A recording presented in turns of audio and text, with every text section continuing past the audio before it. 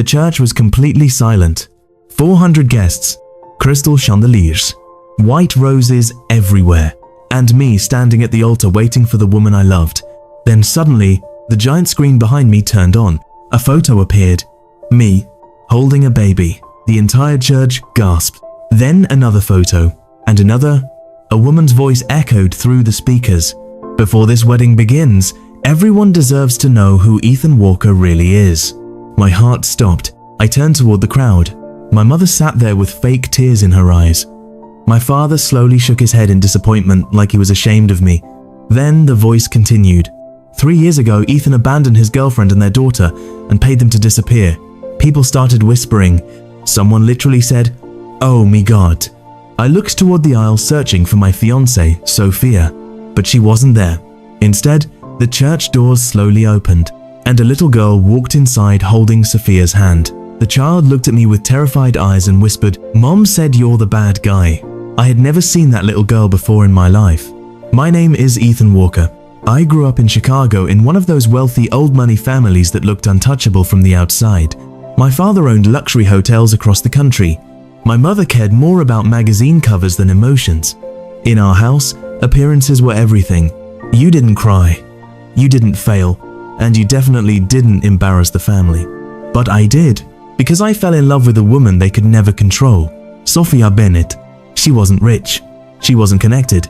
She worked 2 jobs while finishing law school and still somehow smiled like life hadn't hurt her yet. The first time my mother met her, she hugged her, then insulted her 5 minutes later. "You seem sweet," she said. But Ethan's lifestyle can be overwhelming for people from simpler backgrounds.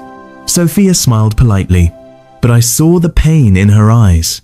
And from that moment, I knew my parents would never accept her. Still, I thought they'd eventually come around.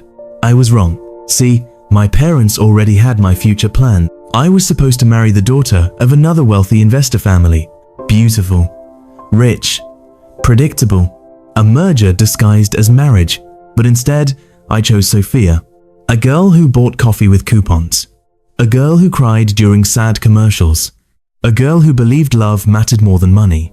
To me, she was everything real in a world full of fake people. To my parents, she was a threat. 2 weeks before the wedding, Sophia started changing. She became quieter, distracted. Sometimes I'd catch her staring at me like she wanted to ask something but couldn't.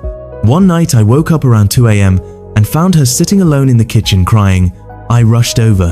"Sophia, what happened?" She quickly wiped her tears. "Nothing." "Don't lie to me." Her voice cracked. "If someone made a huge mistake years ago, do you think they deserve forgiveness?" I frowned. "Depends on the mistake." She looked directly into my eyes. "What if they abandoned their own child?" My stomach dropped. "What are you talking about?" But she immediately stood up. "Forget it." That's when fear entered my chest for the first time. 3 days later, I came home and found a package sitting outside our apartment. No return address. Inside was a small pink baby blanket, photos of me holding a newborn, hospital paperwork, DNA test results, and a handwritten note. Sophia deserves the truth. I felt physically sick. The photos looked real, too real, but I knew they were fake. Because I had never gotten anyone pregnant, never abandoned a child, nothing. Then I noticed something horrifying. One of the photos was actually from a charity hospital event I attended years ago.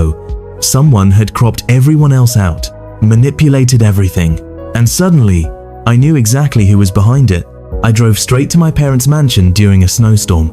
My mother opened the door wearing silk pajamas like she hadn't just detonated my life. I threw the box onto the marble floor. "What did you do?" My father walked into the hallway calmly. "Too calmly. You're being dramatic. You framed me." My mother crossed her arms. "We protected this family by destroying me?" My father stepped closer. "Sophia would ruin your future." Sophia is my future. For the first time in years, my father lost his temper. "No, she's a phase." The silence afterward felt deadly. Then my mother quietly said, "She already knows everything." My chest tightened. "What did you tell her?" My mother smiled coldly. "Enough." The next day, Sophia was gone. No note, no calls, nothing. I spent hours trying to reach her. Finally, late at night, she answered. Her voice sounded destroyed. "Please stop calling." "Sophia, listen to me. Did you abandon a child?" "No." She started crying. Your mother showed me documents, photos, payments. They forged everything. Then came the sentence that broke me. I don't know what's real anymore. And she hung up. That night was the first time in my life I understood what loneliness actually felt like. Not being alone physically, but emotionally. Like the entire world suddenly stopped believing in who you are. 3 days before the wedding, someone knocked on my apartment door. Outside stood an older black woman around 60 years old. Beside her was a little girl clutching a stuffed rabbit. The woman looked nervous. "Are you Ethan Walker?" "Yes." She handed me a folder, and what I read inside changed everything. Years ago, her daughter worked at one of my father's hotels. She became pregnant after escaping an abusive relationship. My parents discovered it, but instead of helping, they panicked about scandal. So they paid hospital employees to create fake records using MY identity. Because at the time, I was the rebellious son constantly fighting with my family. The perfect scapegoat. Then the woman looked at me with tears in her eyes. "My daughter died 6 weeks ago." My throat tightened. "I'm sorry." She nodded sadly. "Before she died, she told me to find you." The little girl looked up at me nervously. "Are you my daddy?" That question shattered something inside me. I crouched beside her. "No, sweetheart." Her face fell instantly. And softly, almost whispering, she asked, "Then why did people say you hated me?" I couldn't even speak for a second, because no child should ever carry pain like that. Then the older woman revealed the worst part. My parents didn't just want Sophia to leave me. They secretly offered her $500,000 to disappear before the wedding. And Sophia accepted the meeting. The moment I heard that, my heart broke all over again. Not because of the money, because I thought she chose it over me. The church looked like a royal ceremony. Reporters outside, luxury cars everywhere. My parents were glowing because they believed they'd won. Then suddenly, the giant screen turned on. The fake photos appeared. Gasps filled the church, and my mother pretended to cry.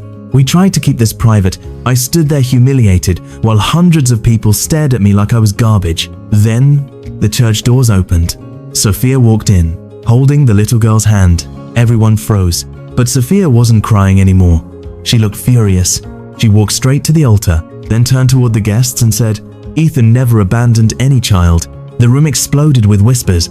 My father stood up immediately. "Sophia, sit down." Even I got chills hearing her say that. Then she held up a folder. "Your parents forged medical documents, bribed hospital staff, manipulated photographs, and tried to buy my silence." My mother's face turned white. Sophia looked directly at her. "You offered me $500,000 to leave the man I love." Gasps everywhere. Then Sophia smiled slightly. So I took the meeting, recorded everything, and gave it to my law professor. The giant screen suddenly switched videos, and my mother's voice echoed through the church speakers. "Love fades, money doesn't." Then my father's voice. "Once she leaves him, he'll come back to the family." Absolute chaos. Guests stood up. Phones came out everywhere. My father started shouting. My mother nearly collapsed. And through all the madness, I looked at Sophia, the woman who stayed, the woman who fought for me. Then suddenly I noticed the little girl crying beside Sophia, terrified, confused, like she thought all the yelling was her fault. I walked toward her slowly, knelt down, and said softly, "Hey, none of this is because of you." Her tiny voice trembled. "People keep fighting because of me." I felt tears hit my eyes instantly. "No, sweetheart, adults made terrible choices, not you." She stared at me for a second, then quietly asked, "Will I be alone now?" That question destroyed me more than everything else combined, because underneath all the lies, she was just a child who lost her mother and had nowhere left to go. So without even thinking, I opened my arms, and she ran into them, crying harder than before. And honestly, so did I. 8 months later, Sophia and I got married again. This time in a small lakeside town in Vermont. No reporters, no rich guests, no fake people, just love, real love. And right before the ceremony started, the little girl walked up wearing a flower crown. She tugged my jacket softly.